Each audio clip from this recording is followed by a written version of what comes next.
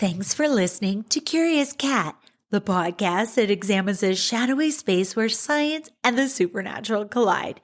I'm your host, Jennifer Holtz. Join me every week as I explore what it means to be a soul in a meat suit. Welcome to Curious Cat.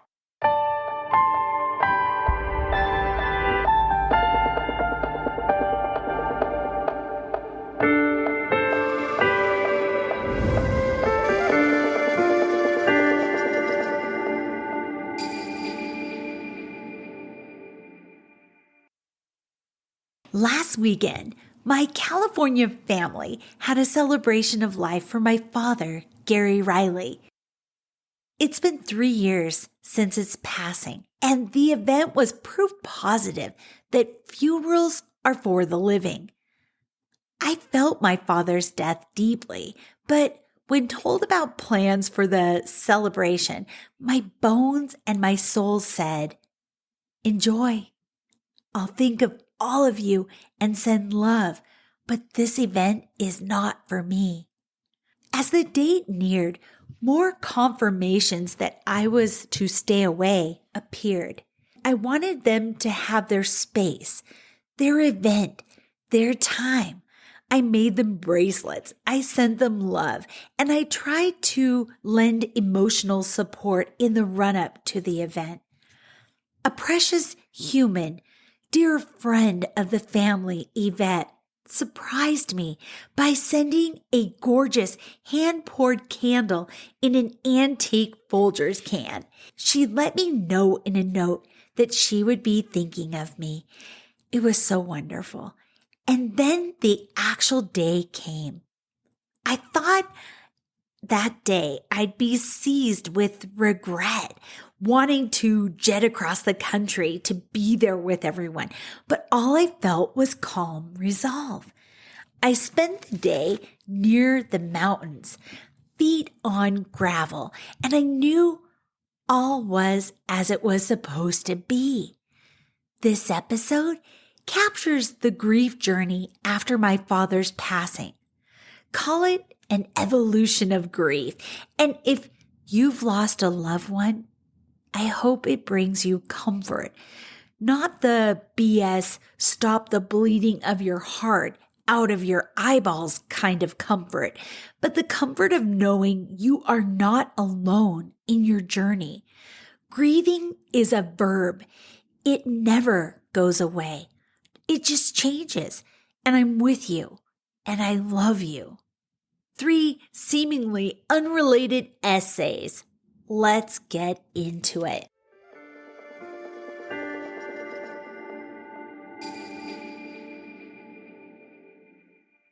Saying goodbye to Gary Riley in 3 parts. On a conference call with Gary Riley, his doctors, nurses, my younger siblings, mother and aunt, our purpose shifted from what we wanted for Dad to what he wanted. He wanted to take advantage of this sweet spot to return to his beloved Mendo Coast home and die, surrounded by loved ones. It was a breathtaking 45 minutes that changed everything. If you are unfamiliar with the journey leading up to this call, I encourage you to catch up via my prior posts on Substack. I'd only just returned to Seattle from a week-long trip to Fort Bragg to support my mother. So as it happened, other family members experienced the joy of seeing Gary Riley's first moments back home after the 4-hour ambulance trip from the hospital. Signature Gary. The EMTs were charmed by him, shaking his hand and telling him that it had been an honor to know him before they left. Mother Kate took a video of her dog as she greeted Dad. He'd been gone for close to 4 weeks and she'd been deeply affected. Hopefully, I've tried to clip in that audio here. And if not, it's just joy, pure joy in my father's voice. And if I am able to do it, turn up the volume so you can hear the sound of my father's beautiful caramel timbered voice. Those first days of homecoming when I was in Seattle, I called a few times a day and spoke to everyone back in Fort Bragg on loud, funny conference calls. I also built Lego models while I processed what was to come. I cried too. I was also happy we'd gotten Dad home in the time of COVID when others across the world were left to die in isolation. Was I strong enough to be there while my best friend and beloved father passed away? I didn't think so. But then again, this journey wasn't about me. I knew that much. I needed to be there in support of Gary Riley and my family. Would Dad be okay once he passed away? That was the question that haunted me most. I asked the question out loud one evening as the sun set behind the Olympic Mountains. Universe, show me Dad will be okay in the afterlife. Not even okay, thriving. Tap, tap, tippity tap. For 5 minutes, there was tapping on the glass door that I didn't register. When I finally turned around to find the source, I saw a hummingbird tapping on the door. Side note, hummingbirds began showing up after my beloved dog Quincy died, and both my eldest kid, Nora, and I have associated hummingbirds with him ever since. I knew at that moment, hummingbird tapping on the kitchen door, Dad would be greeted by Quincy and all the other dogs that loved him when he passed. Before Nora and I left home for the trip to Fort Bragg to say goodbye to Gary Riley, I was shaky but focused, getting ready, finishing my packing. But when it came time to actually get dressed, I hit a wall. My face flushed. I fought tears. I could feel the panic coming on, and a shirt fell off a hanger, landing on my toes. The universe had picked my clothes. On the plane, Nora and I talked about the podcast we'd been into lately called the Duncan Trussell Family Hour. He is the creator of Midnight Gospel, which is available on Netflix, and I highly recommend it. Nora had said earlier in the week that episode 4 about life and death was to be our homework before going to say goodbye to Gary Riley. In it, the show creator interviews his real-life mother, who is in the final stage of life. It is raw and funny and sad and beautiful. The episode galvanized our purpose for the trip to Fort Bragg. Our trip was a spiritual journey. Our purpose was singular: help someone we love deeply pass on to the afterlife and support our family that had been his medical and physical support in the days prior. We landed. The great fields of Santa Rosa were socked in with gray clouds. I took the wheel of the rental car with Nora and we drove, listening to music and talking. Kate sent us a text. Excited to see you soon. Just wanted to warn you, Dad has taken a remarkable downturn. He's fairly incoherent and may not recognize you. We had to give him a bit of medicine a few hours ago to ease his pain. Lane is playing 50s music. All is well for now. We arrived at the house sometime after 4 p.m. We didn't know what to expect, but in spite of the uncertainty, Nora and I felt serene. Kate met us at the porch. She said to come inside and hugged us for a long while. Inside the doorway that led to the parlor, we hugged Lane and Hare, my younger sibs, and Nora's aunt and uncle. Hare stood beside Dad's rental hospital bed, placed where his recliner usually sat. Go say hi. I don't know who said this to us. Maybe Lane. Say hi to Dad. Without speaking, Nora took Dad's left hand and I took his right. We held his hands and he recognized us. It's Sunday night, he'd asked Friday on the speakerphone call when Nora and I were arriving in Fort Bragg. My Nora's here. He made a joke about piachis. It's an inside joke from a prior visit, and he asked us what we were having for dinner. Did Hare go to pick up food? Dad couldn't really eat anymore, something that had only transpired in the last few hours, so he didn't really answer. Lane may have said we already ate, which set Dad's mind at ease. Inside scoop, the Riley way, when anyone comes to visit, is to ask, what are we eating? Followed next with, what are we watching? Those are the Riley priorities. Once those questions are answered, everyone settles back in their chairs. Nora and I kept holding Dad's hand. He cried. I laid my hand on his chest and told him we were here, that he wasn't alone. Nora told him that we were there and he was safe. He was uncomfortable, restless, and we witnessed the babbling and wide-sweeping gestures that Kate, Lane, and Hare had described. Dad shouted out in a tone like a boy after returning home after being away for months, "Mom! Mom!" We helped him pee. We gave him glucose because his blood sugar was dropping, but he had a dose of 24-hour insulin on board, so we didn't want to cause him pain. He didn't want that glucose, so we said it was something I'd brought from Seattle. Desperate times, desperate measures, and all that. He opened his mouth and swallowed the goo. His expression soured, and we told him to breathe in through his nose, which he did. Kate said, "Mr. Riley, I have to check your blood sugar. I need a finger." He raised his middle one, which was hilarious. He was still making jokes, still making us laugh. His blood sugar was unchanged. After giving him more glucose, I said, "Dad, I'm going to dab your mouth." He asked why, and I answered, "I've seen it done in movies, Dad." I dabbed his lips with a washcloth, and he said, "A little dab, dab, Piaci's Pizza, and a little dab, dab." He was making inside jokes. When Nora released his hand, albeit briefly to help with something, Dad asked, "Where's my Nora?" And they would return, offer their hand again. He cried a second time, said he was sorry he'd been in bed all day. "God, I've slept the day away." Nora and I reassured him. We told him it was okay. He cried a third time. I said, "I love you, Dad. You are wonderful. You are wonderful," and pressed my hand into his chest. He said, "I am wonderful," and he settled. Not long after, Nora and I left so that Kate, Lane, and Hare could rest while Dad was a bit more peaceful. Nora and I drove in darkness along the 101 towards Mendocino, not quite knowing the way to the inn that we'd booked. We talked about how we felt the others were, understandably, hollowed out from taking tender care of Dad this last week. The last 2 days in particular had been rough. Nora and I felt such purpose being their reinforcements. We were grateful to be there and glad we'd made the trip. We checked into our room and found out it was too late to order food from the kitchen. We made a meal of Luna bars, our appetizer, trail mix, our main course, and Sour Patch Kids, our dessert. We drank teeny tiny cups of half and half we found by the coffee machine. Out the sliding doors, the view was pitch black. Though we knew the ocean was there, our cones and rays weren't capable of seeing anything. 2 days later, I would connect this observation to what Dad said to me on his last day. "I see the darkness. I see the darkness."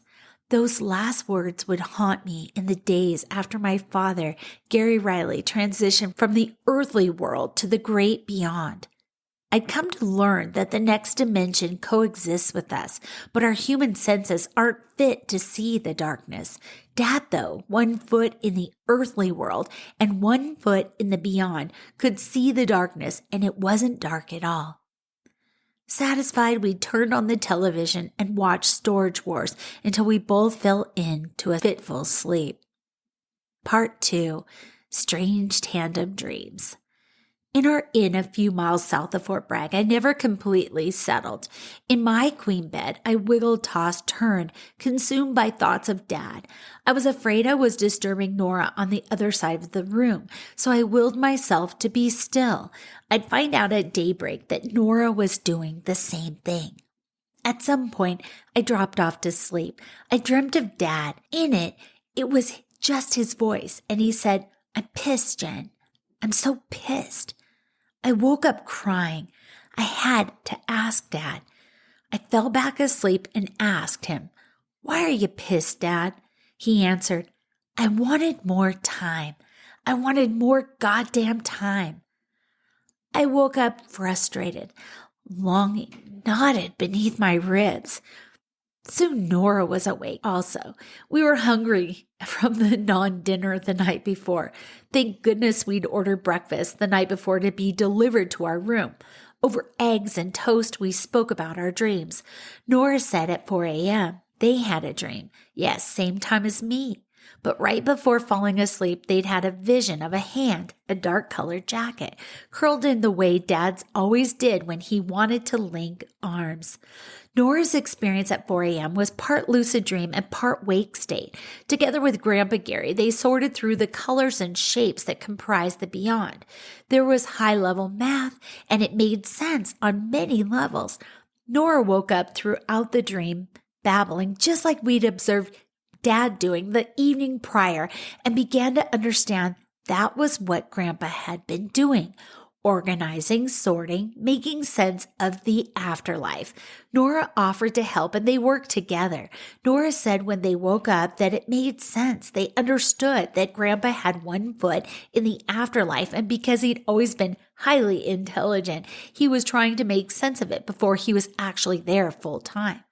There was math involved too. Of course, Nora was perfect to accompany Grandpa into this realm. They love math, including theoretical math. I know, whoa. Our dreams about Gary Riley were bookends. We knew there was more to unravel, but I had experienced Gary Riley's concerns with leaving the earthly world, while Nora had experienced his apprehension, his confusion, and desire to learn the rules of operation in the afterlife. I wrote down the bare bones of both dreams so we could come back to them and discern later. Also, a quick note.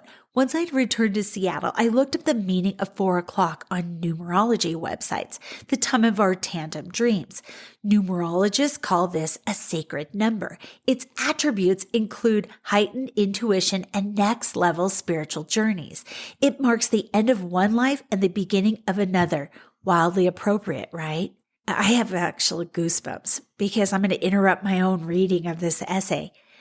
3 episodes ago was 4 knocks. It was the 4 mysterious knocks that I received in the dead of night during a bananas storm in Denver. And I'd been looking at the 4 knocks and it linked me to Orion, like Archangel Orion on Orion's belt. But now it's linking me to this episode, the 4 a.m. tandem dream that we had from Gary Riley.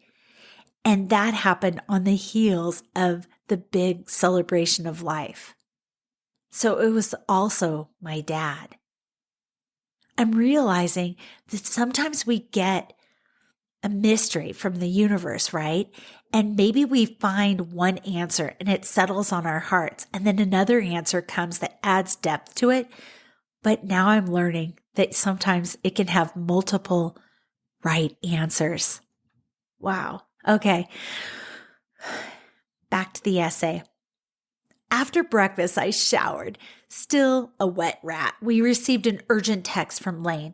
Dad's blood sugar continues to drop drastically. We can't get it back up. It's at 60 now, and the home health nurse is coming as soon as possible. We're going to give him medicine and make him as comfortable as possible. Come as soon as you can. Harrison responded to the group text. Well, shoot, on my way soon. We readied ourselves quick and drove to the house.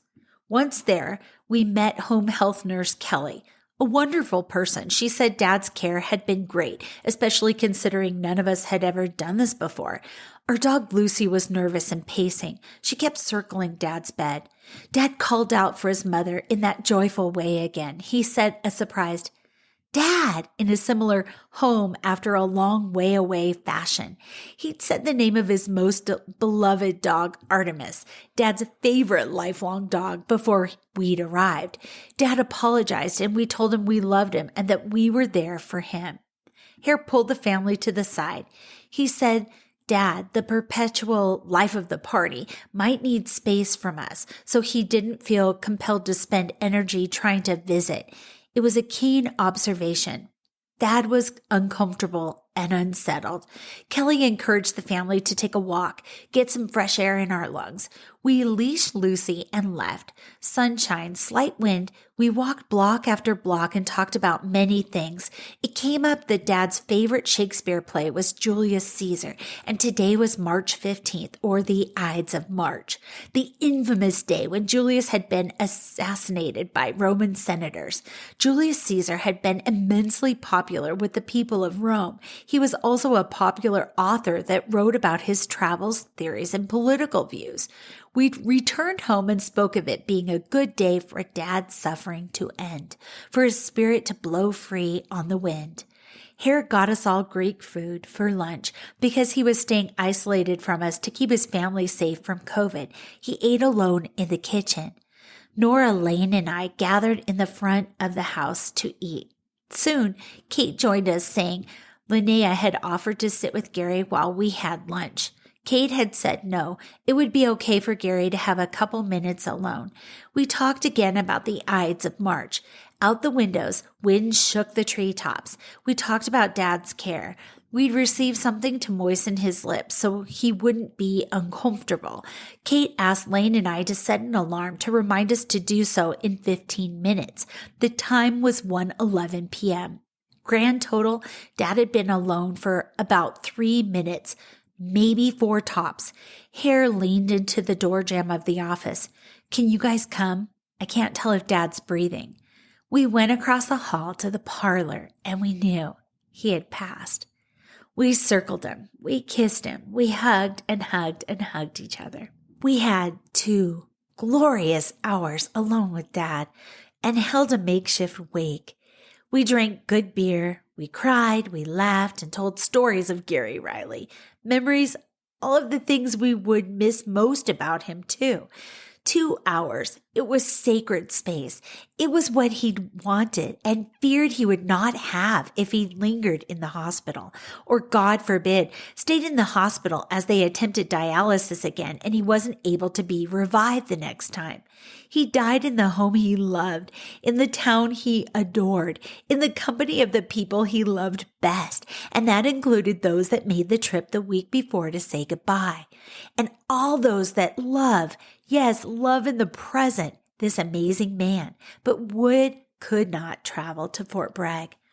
I won't go into it here. That part is too sensitive to touch again. Yet I've blogged about the text threads Dad and I shared after the ambulance ride that took him 3 hours from his home. Suffice it to say, this was the ending he wanted. Yes, we all wanted, and he fought for. Yeah, we all wanted more time with him, but he was at peace. Oh, and Lucy, she'd refused to jump up on Dad's bed before this moment.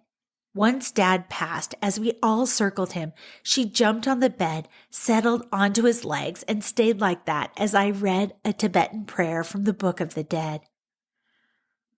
Through your blessing, grace, and guidance, through the power of the light that streams from you, may all my negative karma, destructive emotions, obscurations, and blockages be purified and removed. May I know myself forgiven for all the harm I may have thought and done. May I accomplish this profound practice of Fo Wa and die a good and peaceful death. And through the triumph of my death, may I be able to benefit all other beings, living or dead. We remained in a vigil over Dad until the home health nurse Kelly returned. She took his vitals and pronounced him dead. She asked the time of his passing, and we knew it was 1:11 because Lane and I had been tasked with setting an alarm to moisten Dad's lips. Kelly offered her condolences, and then Kate texted Julie at the mortuary. She and Chris, who knew and loved Dad, came. Julie laid the bed flat, and Lucy rounded the side, kissing the top of Dad's head. I kissed him again, too. Dad was surrounded by love. They then, in the most tender way imaginable, showing Dad dignity, modesty, gentleness, and compassion, settled Dad onto their gurney, and as we hugged each other and cried, we started the playlist Dad and I had created a few months prior and cried some more. As we followed behind Julie, Chris, and Dad, we were a mini procession across the backyard and alley to the mortuary. The Doors' Riders on the Storm played. Kate explained about the old family joke that our proximity to the mortuary would one day make death convenient. Dad joked about building a catapult to fling himself the few feet across the alley. We laughed through our tears. Rileys are good at that. Within a minute of returning home, we texted Julie to ask if Gary Riley could be cremated in his Fort Bragg High School t-shirt. She answered, "Hell yes." We began to share the news with close family. We called Auntie Joyce, Dad's little sister, and his favorite sidekick. Lucy was calm, peaceful for the first time in almost 2 weeks.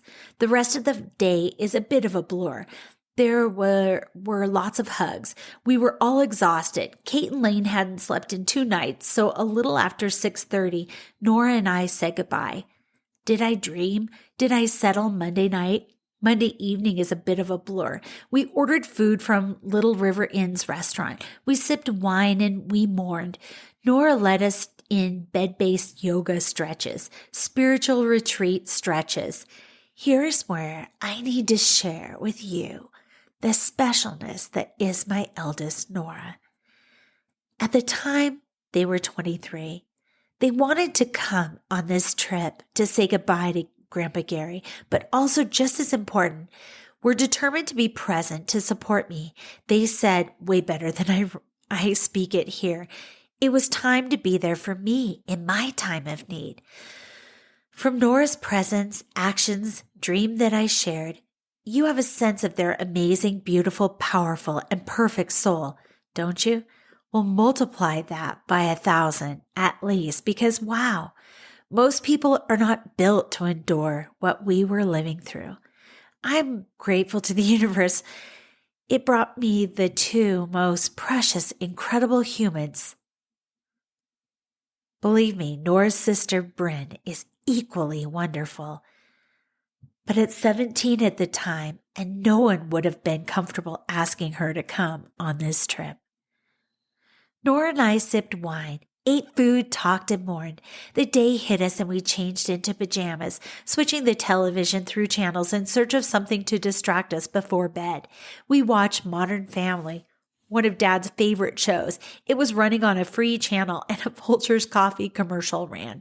Folgers. We couldn't help but smile. The best part of waking up is Folgers in your cup. Dad's been planning with me for months to have an old school Folgers coffee can ready for his ashes. He wants it to sit on the porch of his home, protected from the rain eternally.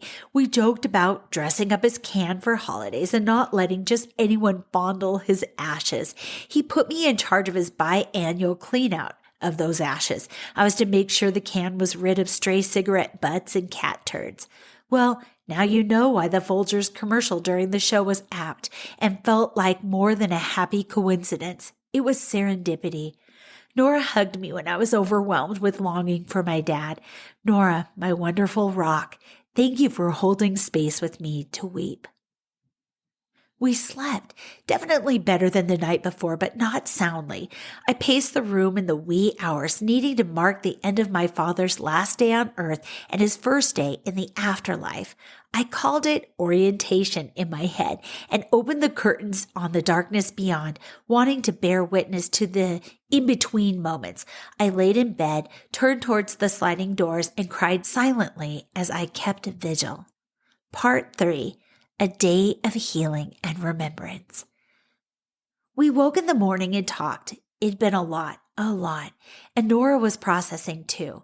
We made more connections to the dreams we'd had the first night. Nora promised to look up the sun-moon planet alignment at the time of Gary Riley's death. We drove along the coastline, a perfect sunny, windless spring day, and arrived at the house. Doors open, Harry and Cassie's son played in the yard, squealing and giggling and roaring like a dinosaur. Nora and I were grateful and keenly aware that we needed this day to heal. The house interior felt lighter, brighter. We decided to keep the back door open as much as possible. We were alerted that Dad would be cremated this day. Julie had helped him jump to the front of the line. Lane asked Nora and I what we needed before we left for home on Wednesday. Noyo Harbor, we decided. We needed to drive there to remember Dad and also go to Dolphin Marina. We wanted to stand vigil outside the crematorium too as they burned the remnants of Gary Riley. We spent time with Harrison's beautiful family, soaked in their vibrance, then said goodbye. At a few minutes before 1:11 p.m., Nora, Lane, Kate, and I gathered at an empty space where Dad had passed. We'd moved his recliner back to its regular spot, and at 1:11 we played one of Dad's favorite songs, Mountains Gonna Sing by Steep Canyon Rangers. As the song played, we laid on the floor where the hospital bed had been, the spot where Dad had passed a day earlier. Exactly. We held hands, and I held the edge of Dad's chair so he was linked to us. We learned in the space of 3 minutes and 24 seconds that Riley women have a talent for crying without making a sound. We held space for Gary Riley, filling in the void of him with sorrow and love, so much love. Being here, Nora said it best. It was an honor, an effing honor. The song ended and we stood, hugged and wiped our eyes and left for Noyo Harbor after ordering food and crating a few cans of beer for good measure. We picked up our food at Noyo and drove the few miles to Dolphin Marina, where Dad once rented a boat slip. Long ago, we'd have sandwiches made at Dolphin and then zip up the coast to fish. We ate, toasted Gary Riley, then walked to where his boat slip had once been. We poured beer into the water, took photos, confessed to one another how much we missed him. Afterwards, we loaded up into the rental car and drove to the Fort Bragg Cemetery. Oh, the birds. Kate brought 2 artificial birds to place wherever we felt compelled. The first we added to a tree or shrub at the Dolphin Marina. Arriving at the cemetery, we parked at the north end and made sure to bring the second bird as we exited the car.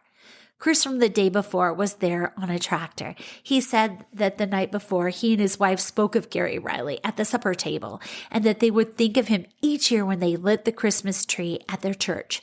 We thanked him for taking such tender care of our Gary Riley. In any other circumstance, watching your loved one transferred from his deathbed to a gurney might be jarring, even painful, but we were the lucky ones. We had been surrounded with as much love in that vulnerable moment as Gary had. We placed the second bird in a crimson smoke bush that overlooked the crematorium. We watched the vent that led to where Dad was and held vigil. A curl of smoke circled the 4 of us, then disappeared. "Did you see that?" Lane and I asked each other. Yeah, that was Dad. He'd embraced us in the smoke.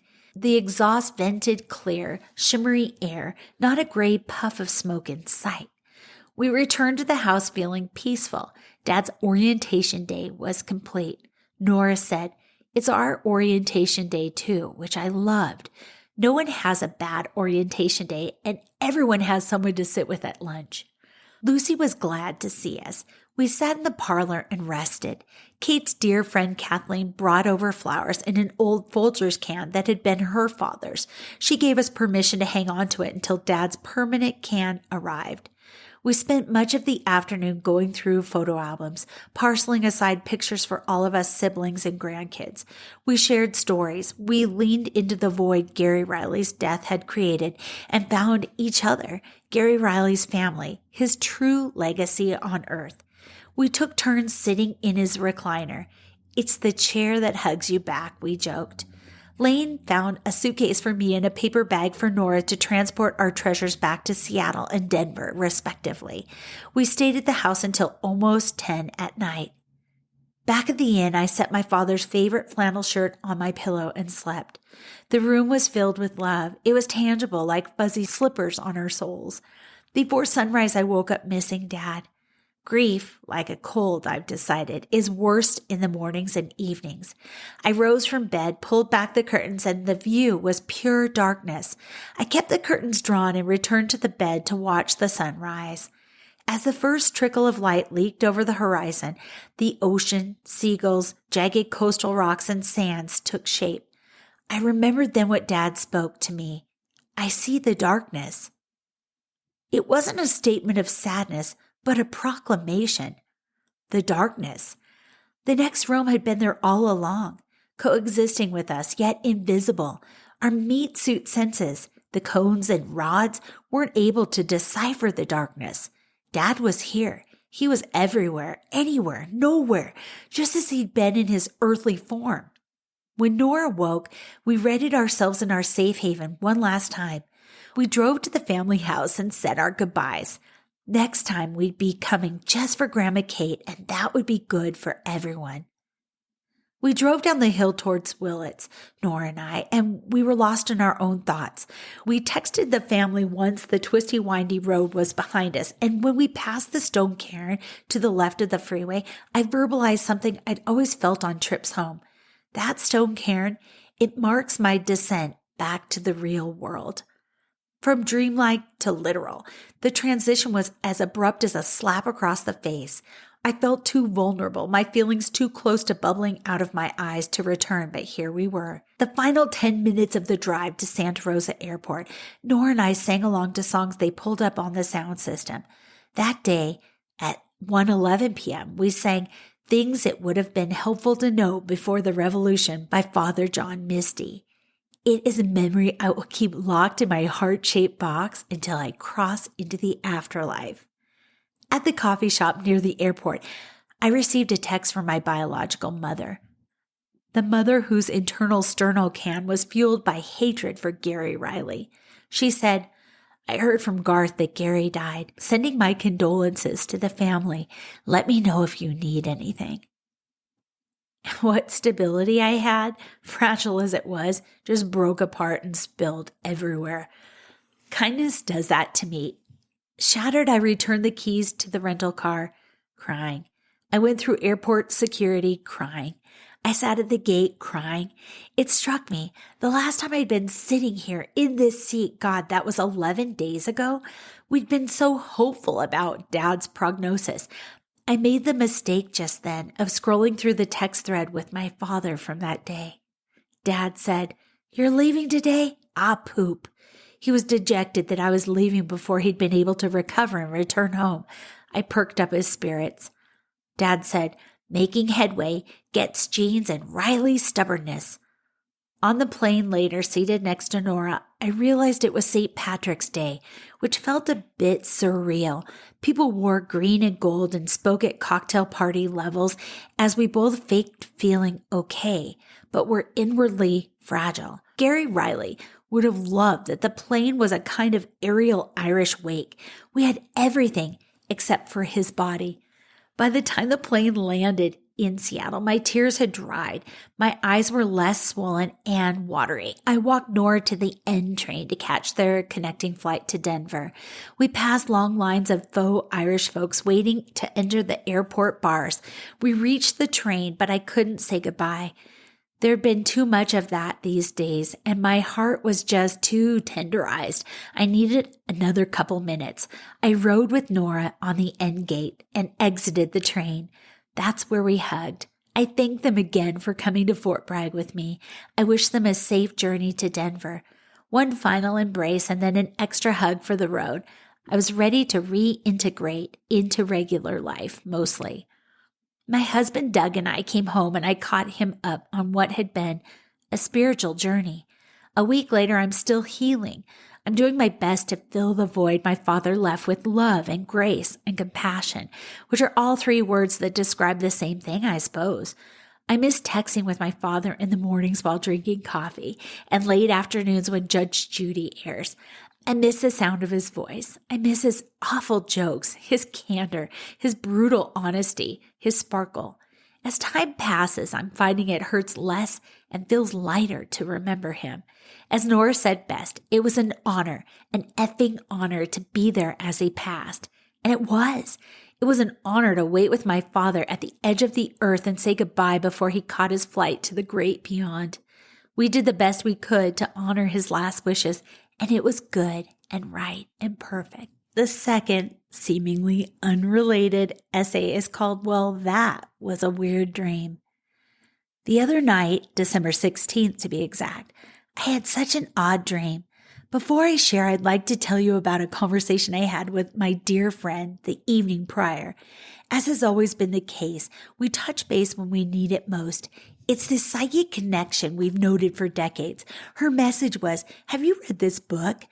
I didn't recognize the title, Many Lives, Many Masters, the true story of a prominent psychiatrist, his young patient, and the past life therapy that changed both their lives by Brian L. Weiss, MD.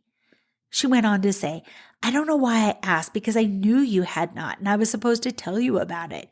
She went on to tell me that it should be in my stocking and that there is something that I need to finish or will be done before I'm ready to read it. So she said, if the book sits unopened a while, that's okay. Then once I'm called to read it, I'll be equipped to get what I need out of it. As we texted, I ordered the book. Back to the dream that I had in the wee hours that evening. In it, I visited a strange amusement park that was washed in amber light, which made all the flat surfaces appear yellowed, like old plastic. I was there with my kids and my husband was somewhere but not nearby, which I found disconcerting. As the kids and I stood waiting to board a roller coaster on a wooden platform high above the park, I looked down at the people sitting on benches here and there. I recognized a few. I won't name them here. One old friend locked eyes with me, and we shared a moment of mutual understanding. We were enduring something painful and profound. Next, the dream jump cut. The ride had just ended. It was a rough one. As we emptied into the gift shop, I registered the soreness across my body. The kids browsed, and I had an urgent need to get a hold of my husband. I found my phone in my purse, and the model was unrecognizable, a strange older version. I struggled to find the button that would allow me to call him. I handed my phone to the kids, who in seconds opened the call screen. As I retrieved my phone, I noticed a strange mark across my mid-thigh. It was a razor-thin line, shaped like a wave and ran the circumference of my leg. It didn't hurt, but drops of blood seeped out of the cut here and there. I knew eventually I'd feel the pain. For the time being, though, my skin was numb. How could I keep my skin together? I didn't have any bandages or tape. Panicking, I turned to my phone again to call my husband, and the screen was blank. Frustrated, scared, the dream jump cut to me standing outside of the shop. I was talking with my mother, Kate, who was distraught. I reminded her that although Gary Riley, her husband, and my father hadn't overtly shown himself to us since his death, he was here. We just didn't have the fine-tuned senses to see and hear and feel him. I felt the truth of that to the marrow of my bones. I told her about the tandem dreams my eldest and I had the night before he passed. Nora stood on his blind side, me on his sided one, as we helped him prepare for death. I helped him process his anger and bitterness at not having more time. He wanted more goddamn time. While Nora floated with him in deep space, sorting out math and physics needed to operate in the beyond. I explained to Kate that Gary Riley was busy doing important work. He'd check in with us when we needed him most. When we think of him, he's with us. He can do many things at once. I woke up and went about my day. A van pulled to the curb and the book was delivered to my doorstep. I barely had time to tear it from the packaging when my college daughter pulled into the driveway. There wasn't a free second to crack the binding. An hour later, I offered to drop my daughter at her hair appointment. I'd bring along the book, intending to read it once I finished my errands. Still at the curb, I received a text from my eldest. "Let's catch up soon." I responded, "I'll be free for an hour or so while I wait for your sister." Nora said that would work. As I ran errands, I caught up with Nora on the phone. We spoke of dreams and Gary Riley and the conversation I'd shared with my friend Kelly and another I'd shared with Kate. Nora, on some unexplainable level, had been listening in. Their dream contained shocking, breathtaking connections to those conversations. Then I shared my odd theme park dream. Like a 5-strand braid, our real lives and dreams plated into a cohesive message. I'm still trying to understand all of it. The coming days will reveal the rest. In the meantime, and what I feel led to share now, in hopes it gives you comfort as we face the holidays with holes in our hearts, is that death is not a noun, it's a verb. We continue on in another form. We still are, will be forever, and the energy of our loved ones found us in this lifetime and will find us again over and over and over. Remember your high school physics class? Energy cannot be created or destroyed. It can only be transformed or transferred from one form to another. So if you need proof that death is a verb, there it is. Our energy cannot be extinguished. Our loved ones are with us. It's a great comfort knowing this, isn't it? In that spirit, if you're looking for a simple way to honor your loved ones over the next few weeks, do something they loved, whether that was baking, watching B-rated movies, volunteering at a pet shelter, stringing popcorn and cranberries for the Christmas tree, gathering friends and playing board games. Do this in their honor. They'll be with you. They'll be there right there with you, celebrating. As always, I love you. I care. You are not alone. All my love. Note, I finished the book Kelly recommended last night. Remarkably, his conclusion after years of skepticism, after counseling many that have revealed their past lives to him through hypnosis, is eerily similar to the conclusion I came up with 2 paragraphs ago. Death is a stage, not an end.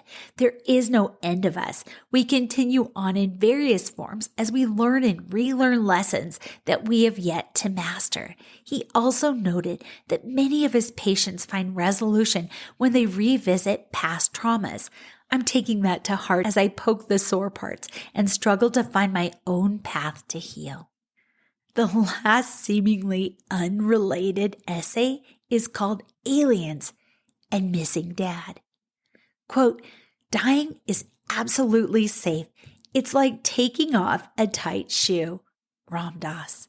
The ease with which our loved ones cross into the afterlife is more of an exhale, a release, or a knowing than a continuation of earthly pain, fear, and anxiety.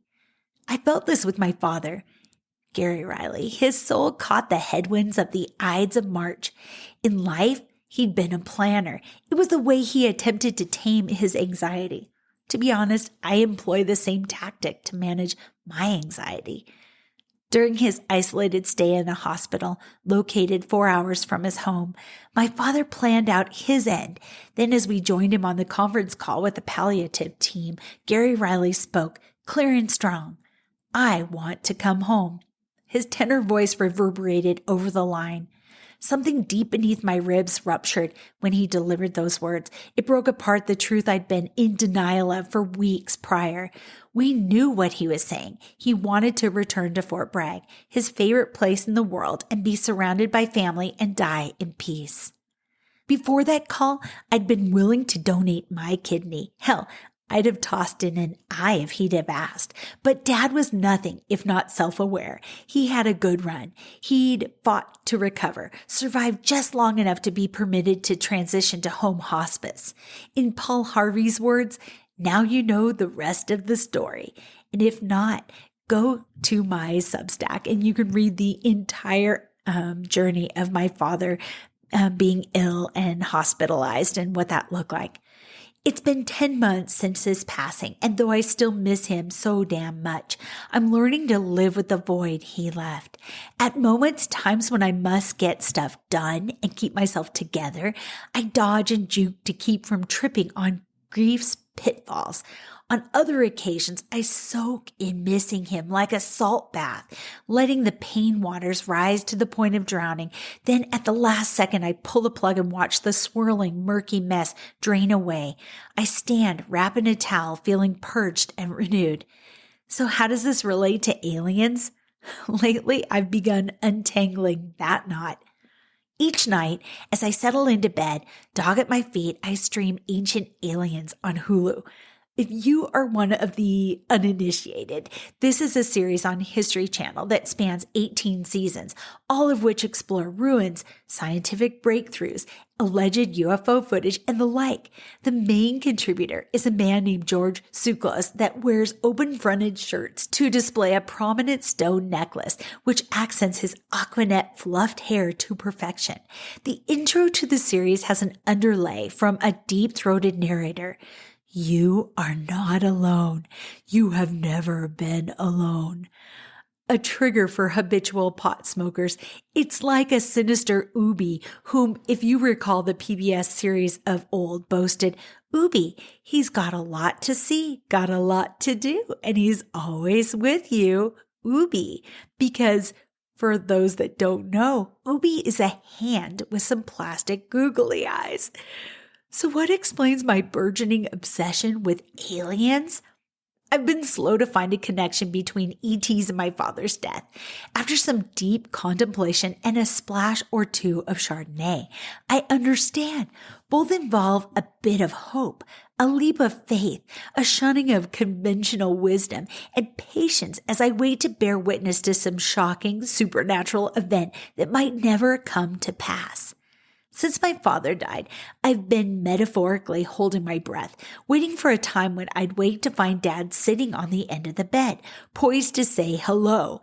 I've had moments of awareness, a feeling, a knowing that Dad is with me a handful of times, but damn it, Gary Riley, give me a jump scare, why don't you? So yearning for that, I stream Ancient Aliens. I fall asleep listening to George Tsoukalos explain how all of our modern advances are thanks in part to hyper-brilliant and super stealthy intergalactic beings. I giggle and hope and guffaw and hope some more that the implausible might one day be plausible. Surely if aliens existed and were open to a magic school bus type experience, they'd be open to using their technology to whisk us to the afterlife realm for a visit with Gary Riley. I'd squeeze Dad's ribs, visit with him over a chili dog, catch up on the gossip, Perry Mason playing on a black and white TV in the background. Then we'd do the dishes and kiss goodbye. Now that months have elapsed, I'm grounded once again in the here and now. I still have instances of longing to visit Dad, but I want to remain rooted on earth. I have stories to write and share, kids to watch savor their adulthood, a beloved to share space with, pets to feed, places to travel, stuff to sketch. In other words, I'm no longer feeling suicidal. Is that okay to tell you? Too late, it's out now. I've walked back from the cliff's edge and feel comfortable sharing my deepest secret.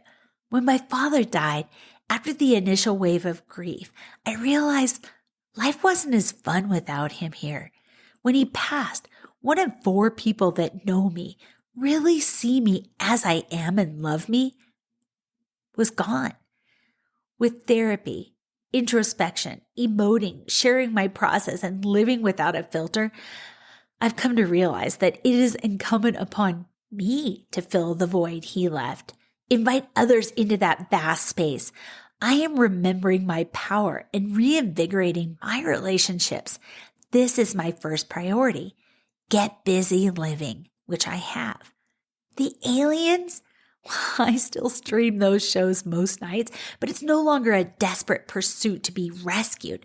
It's more out of curiosity and sometimes for the giggle. As for Gary Riley, the great supernatural no-show, he's out there doing his thing. He knows he is missed, adored, and loved. That's what matters most. I picture him on a star near Orion's belt, teaching ETs how to cook the perfect pork chow mein, which sounds about right. Note, if you or someone you love struggles to find a reason to live, please, please, please fight for tomorrow. Seek help from someone you trust or the loving folks at the National Suicide Prevention Hotline. Their number is 1-800-273-8255. And know that I see you, I care, I love you. Maybe the alien show got that part right. You are not alone. You are never alone. With love and health until next time, Jen. Okay, those were the 3 seemingly unrelated episodes. And I have goosebumps head to toe because it's a journey I needed to go back on. Because did you catch the part about Orion's belt? And I picture my dad on a star near them, the Orion belt's 3 stars. I had totally forgotten I'd written that until I read it to you. And it all connects to the 4 knocks in the dead of night. Didn't I ask my dad for a jump scare? And he gave me 2 that night. And of course, Orion started showing up afterward. And of course, I ended up doing an episode about the 4 knocks. And I found out that there's an Archangel Orion who teaches us that we all have stardust in us. Don't wait to feel worthy to grab the magic of the universe. It's actually inherent to being a human being, a body, an embodied soul. It all relates. I'm just mind blown. I'm grateful for you to be in a front row seat as I unravel what this thing called life is. I'm grateful for you. I'm thankful that you spent time with me. And until next week, stay curious. Keep your eyes open. Maybe watch some Ancient Aliens. And know that I love you. Till next week.